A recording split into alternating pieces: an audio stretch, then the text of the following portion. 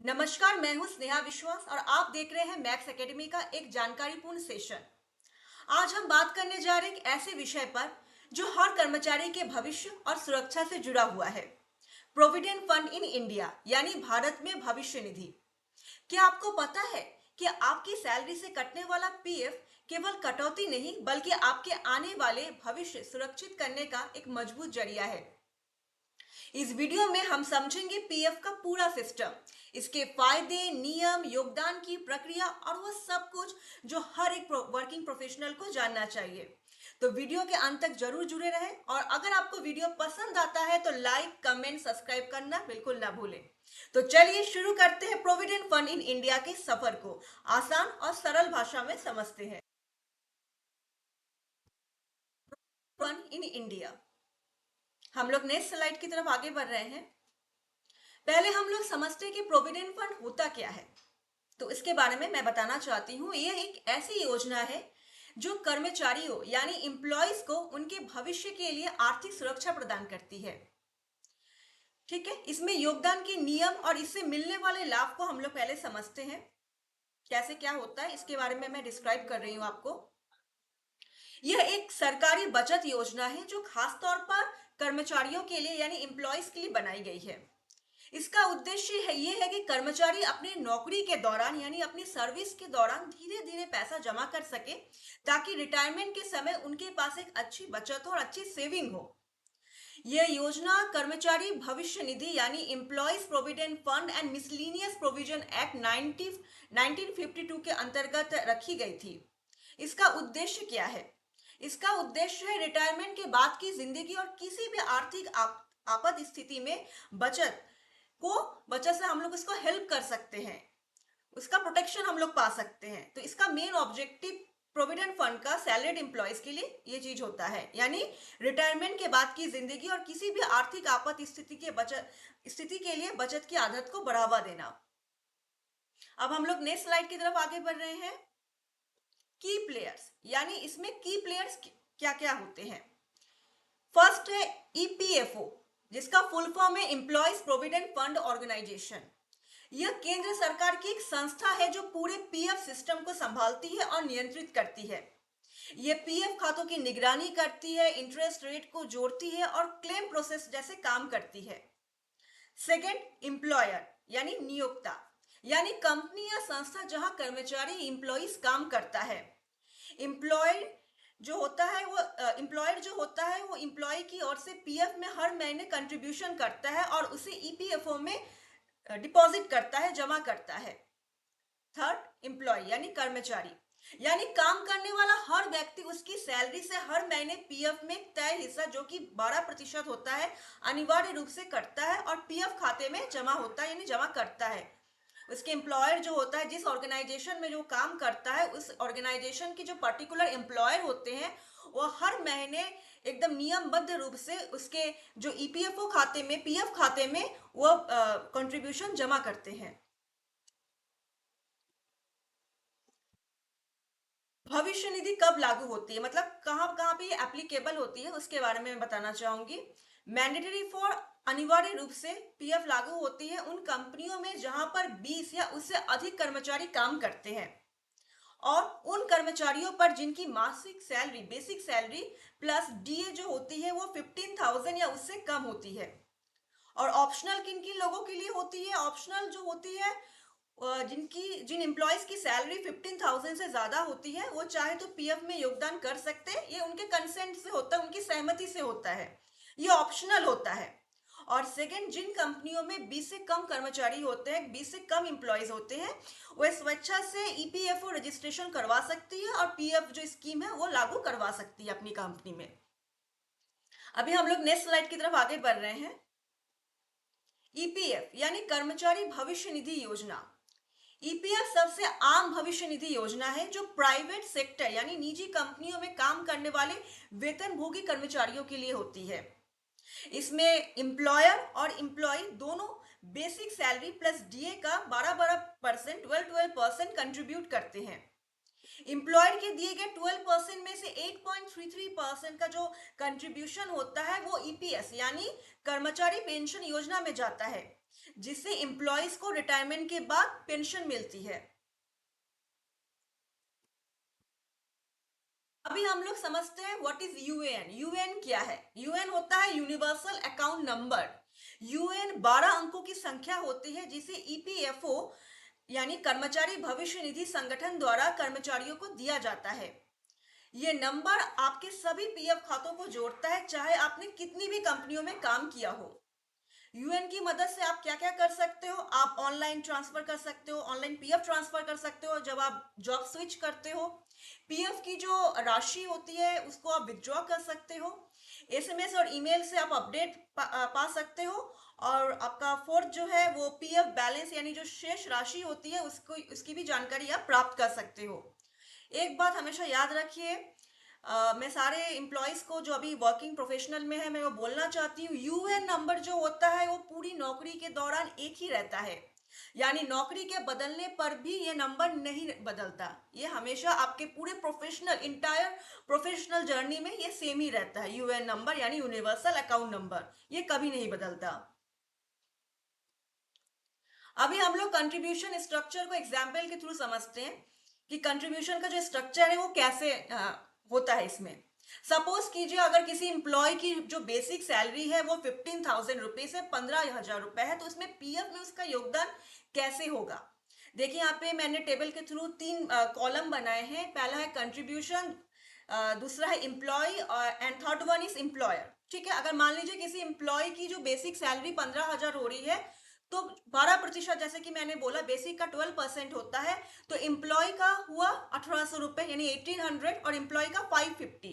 क्योंकि एम्प्लॉयर का जो होता है वो दो भागों में ये पार्टीशन होता है, विभाजित होता है।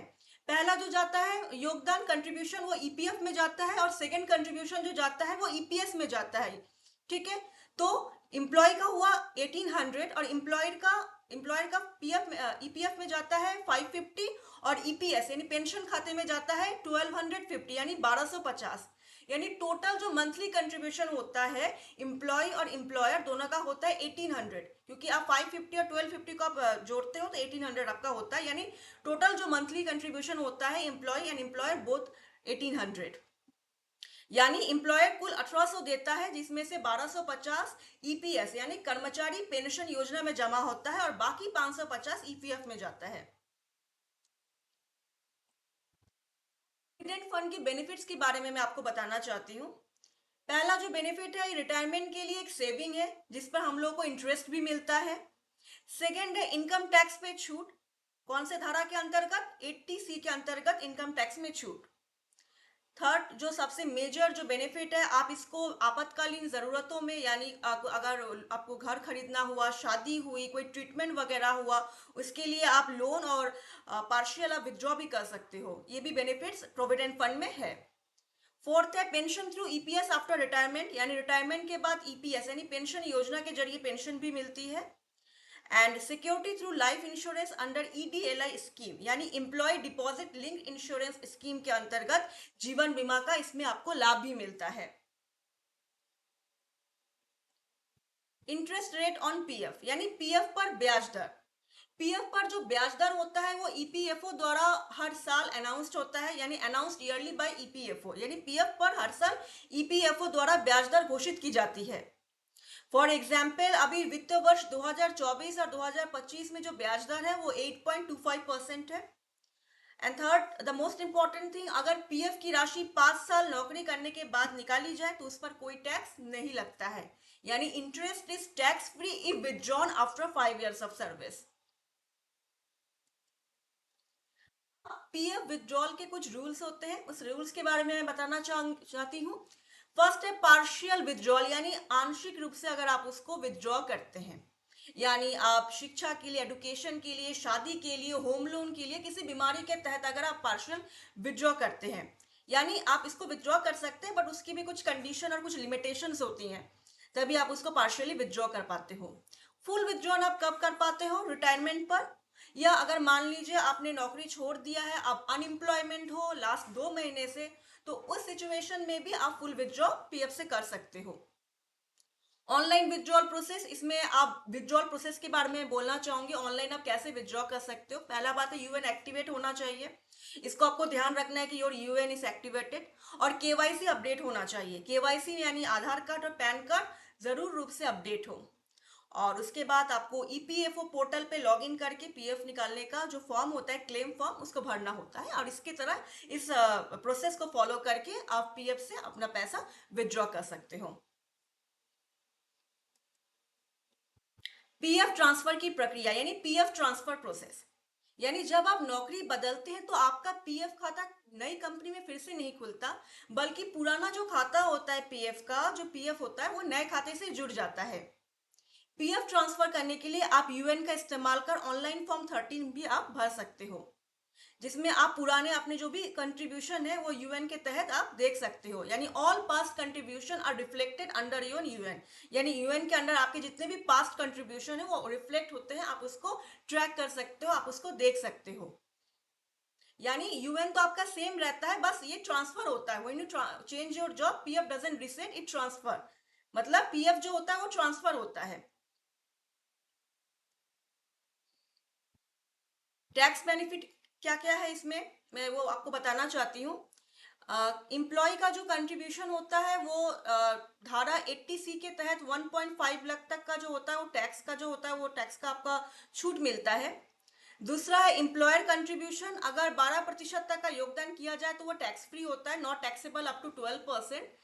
और इसका जो इंटरेस्ट होता है, यदि पीएफ राशि 5 साल के बाद निकाली जाए तो उस पर कोई टैक्स नहीं लगता, जैसे कि मैंने आपको पहले ही बताया है। यानी एम्प्लॉय कंट्रीब्यूशन जो है वो है deduction under section 80C up to 1.5 lakh. Employer जो कंट्रीब्यूशन है वो नॉन टैक्सेबल है अप टू 12%। और इंटरेस्ट आपका जो है वो टैक्स फ्री है।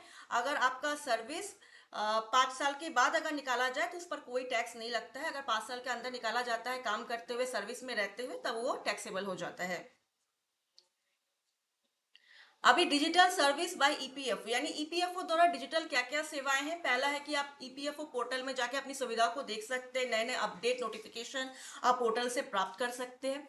पोर्टल जो है वो है www.epifindia.gov.in। इस पोर्टल में जाके आप अपना कंट्रीब्यूशन भी, आप एम्प्लॉयर जाके अपने एम्प्लॉयज का कंट्रीब्यूशन भी डिपॉजिट करता है। उसके साथ ही गवर्नमेंट नए नए नोटिसेस जो देती हैं, सूचनाएं जो देती हैं, उसकी जानकारी भी आप पोर्टल में जाके आप पा सकते हो।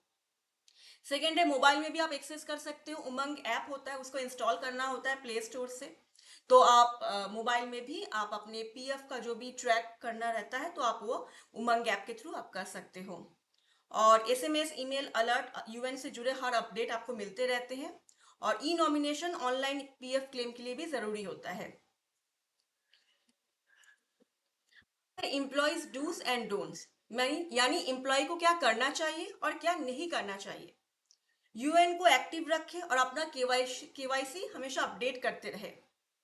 हर महीने एवरी मंथ आपका जो पीएफ में जो राशि जमा हो रही है उसको चेक करें और ई नॉमिनेशन जरूर करें। और क्या एम्प्लॉय को नहीं करना चाहिए, पहली बात है withdraw PF prematurely without cause, यानी बिना जरूरत पीएफ की राशि जल्दी ना निकाले। और ईपीएफओ से आने वाले किसी भी एसएमएस और ईमेल को नजरअंदाज ना करें। अभी कुछ कॉमन फ्रिक्वेंटली आस्क्ड क्वेश्चन है जिसके बारे में मैं बात करना चाहती हूँ, जो अक्सर पूछे जाते हैं। फर्स्ट क्वेश्चन है, can I contribute more than 12%, यानी क्या मैं 12% से ज्यादा पीएफ में जमा कर सकता हूँ। तो आंसर है हाँ, आप जमा कर सकते हो। आप वॉलेंटरी प्रोविडेंट फंड यानी वीपीएफ के जरिए अतिरिक्त योगदान कर सकते हैं। सेकेंड क्वेश्चन पूछा गया है, what happens if I change jobs, अगर मैं नौकरी चेंज करता हूं तो क्या पीएफ भी ट्रांसफर हो सकता है।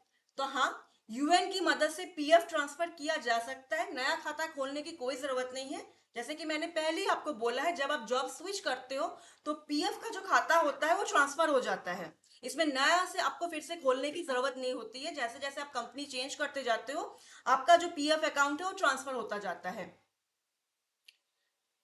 एक और क्वेश्चन है, इस पीएफ विथड्रॉल टैक्सेबल, क्या पीएफ निकालने पर टैक्स लगता है। तो इसका आंसर है केवल तब जब आपने 5 साल से कम नौकरी की हो, यानी only if service is less than 5 year, तब टैक्स लगता है। 5 साल के से ज्यादा अगर आप सर्विस करते हो तो उस पर आपका टैक्स नहीं लगता है, दैट इज नॉन टैक्सेबल।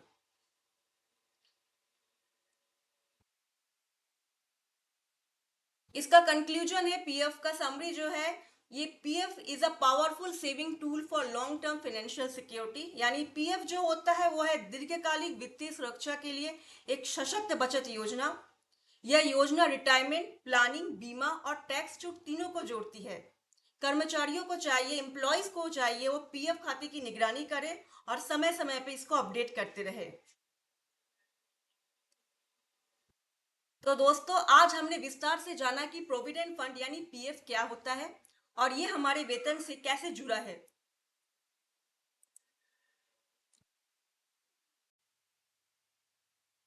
तो दोस्तों, आज हमने विस्तार से जाना प्रोविडेंट फंड यानी पीएफ क्या होता है, ये हमारे वेतन से कैसे जुड़ा है और हमारे भविष्य को सुरक्षित रखने में इसकी क्या भूमिका है। पीएफ न सिर्फ एक बचत योजना है, बल्कि ये आपके रिटायरमेंट प्लानिंग, टैक्स सेविंग और इमरजेंसी सपोर्ट का एक मजबूत जरिया भी है। आशा है ये जानकारी आपको उपयोगी लगी होगी और अब आप पीएफ के बारे में और भी जागरूक और आत्मविश्वास से भरपूर महसूस कर रहे होंगे।